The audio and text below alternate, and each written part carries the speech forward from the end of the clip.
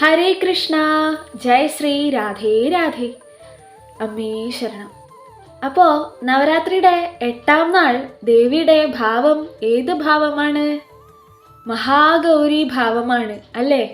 മഹാഗൗരി എന്നതിനർത്ഥം തന്നെ വളരെയധികം വെളുത്തവൾ എന്നാണ്. ദേവിയുടെ രൂപം നിങ്ങൾ കണ്ടിട്ടുണ്ടോ? വളരെ വെളുത്തിട്ടുള്ള ഒരു രൂപമാണ്. അതുപോലെ വെളുത്ത വസ്ത്രം ധരിച്ചവളും 4 കൈകളോട് കൂടിയുള്ളവളും കാളപ്പുറത്തെ സവാരി ചെയ്യുന്ന ഒരു ഭാവവുമാണ്. ഞാൻ കുറച്ചുകൂടെ വ്യക്തമാക്കിയിട്ട് തന്നെ നിങ്ങൾക്ക് മഹാഗൗരി ദേവിയെക്കുറിച്ച് പറഞ്ഞു തരാം. മഹാഗൗരി എന്ന വാക്കിന് അത്യധികം വെളുത്ത അല്ലെങ്കിൽ വളരെ വെളുത്ത എന്നാണ് അർത്ഥം. ഇത് നവരാത്രി ആഘോഷങ്ങളിൽ ആരാധിക്കുന്ന ദുർഗയുടെ 8ാമത്തെ ഭാവമാണ്. ഈ ഭാവത്തിൽ മാതാവ് കാളപ്പുറത്ത് സവാരി ചെയ്യുന്നു, വെള്ള വസ്ത്രം ധരിച്ചിരിക്കുന്നു, കൂടാതെ അവൾക്ക് 4 കൈകളുമുണ്ട്. ഇനി നമുക്ക് അമ്മയുടെ മഹാഗൗരി രൂപം അമ്മ എടുക്കാനുണ്ടായിരുന്ന ഒരു ഐതിഹ്യമുണ്ട്. അത് നമുക്കൊന്ന് നോക്കാം. പൂർവകാലത്ത് കടുത്ത കറുപ്പ് നിറമുള്ളവളായിരുന്നു ദുർഗ. കഠിനമായ തപസ് നടത്തി ശിവനെ ഭർത്താവായി ലഭിച്ചപ്പോൾ ശുഭ്രസുന്ദരിയായ മഹാഗൗരിയായി മാറിയെന്ന് വിശ്വാസം. ശുഭ്രസുന്ദരി എന്ന് പറഞ്ഞാൽ വളരെ വെളുത്തു. പിന്നെ അമ്മ അങ്ങനെ വെളുത്ത വസ്ത്രം ധരിച്ചിട്ടുള്ള വെളുത്ത ദുർഗാദേവിയായിട്ട് അമ്മ മാറുകയായിരുന്നു. അതാണ് മഹാഗൗരി. അപ്പം മനസ്സിലായല്ലോ അല്ലേ? ഇനി അടുത്തത് പ്രാധാന്യത്തെക്കുറിച്ച് നമുക്ക് നോക്കാം. നവരാത്രിയുടെ 8ാം ദിവസമാണ് മഹാഗൗരിയെ പ്രധാനമായും ആരാധിക്കുന്നത്. ഭക്തരുടെ എല്ലാ ആഗ്രഹങ്ങളും നിറവേറ്റാൻ ഈ ദേവിക്ക് കഴിയുമെന്ന് വിശ്വസിക്കപ്പെടുന്നു. അപ്പോൾ ദേവിയുടെ പ്രാധാന്യം ഇതാണ്. ആ ദേവിയുടെ സ്വരൂപം കാണുമ്പോൾ തന്നെ വളരെ ശാന്തമായിട്ടുള്ള ഭാവമാണ് അമ്മയ്ക്ക്. കാളപ്പുറത്ത് സവാരി ചെയ്യുന്ന 4 കൈകളോട് കൂടിയവളാണ്. 4 കൈകളിലും എന്തൊക്കെ ആയുധങ്ങളാണുള്ളത് എന്നറിയോ? ത്രിശൂലം, ഢമരു, അഭയമുദ്ര, വരമുദ്ര. ഇതാണ് 4 കൈകളിലായിട്ട് അമ്മയുടെ 4 കൈകളിലായിട്ട് ഉള്ളത്. ആ രൂപം വളരെ ഭംഗിയാർന്ന രൂപമാണ്. ഞാൻ നിങ്ങൾക്ക് അടിയിൽ തന്നെ ഞാനിതാ ഫോട്ടോ ഇട്ടിട്ടുണ്ട് നിങ്ങൾക്ക് വേണ്ടി. നിങ്ങളൊന്ന് നോക്കിക്കേ, എന്തൊരു നല്ല ശാന്തമായിട്ടുള്ള സുന്ദരമായിട്ടുള്ള ഭാവമാണ്.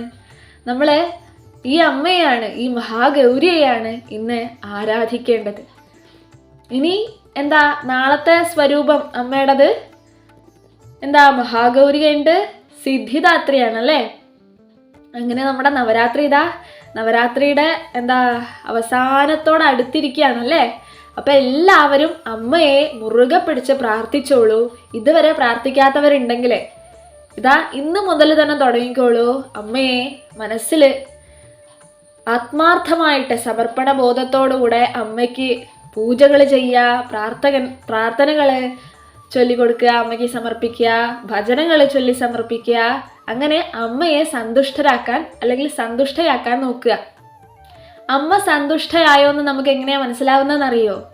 നമ്മുടെ മനസ്സ് വളരെ നിഷ്കളങ്കമായിട്ട് സമർപ്പണ ബോധത്തോടുകൂടെ അമ്മയ്ക്ക് എന്ത് സമർപ്പിക്കുന്നു, ഇപ്പം അതൊരു പാട്ടായിക്കോട്ടെ, ഒരു പൂജയായിക്കോട്ടെ, ഒരു ഭജനയായിക്കോട്ടെ, എന്തു ആവട്ടെ, അതിൽ നമ്മൾ സന്തോഷിക്കുന്നുണ്ടോ, നമുക്കതിൽ ആത്മാർത്ഥത തോന്നുന്നുണ്ടോ, അവിടെ അതിനർത്ഥം എന്താണ്? അമ്മയും സന്തോഷിക്കുന്നുണ്ടെന്നാണ്. അല്ലാണ്ട് അമ്മ നമ്മുടെ മുന്നിൽ പ്രത്യക്ഷപ്പെട്ട് നിന്റെ ഈ ഒരു ഭജനയിൽ ഞാൻ പ്രസന്നയായിരിക്കുന്നു എന്ന് പറയില്ലല്ലോ.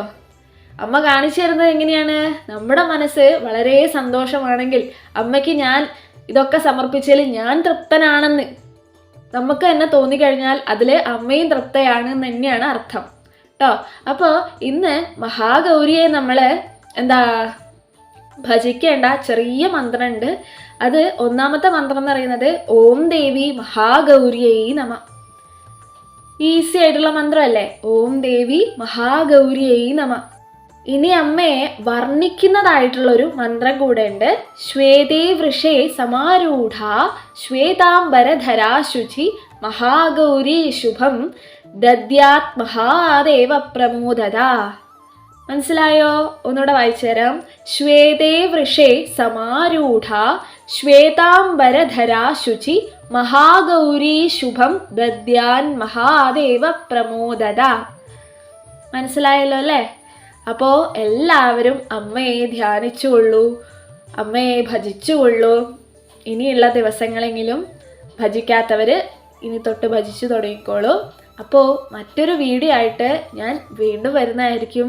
ഹരേ കൃഷ്ണ, ജയ ശ്രീ, രാധേ രാധേ, അമ്മേ ശരണം.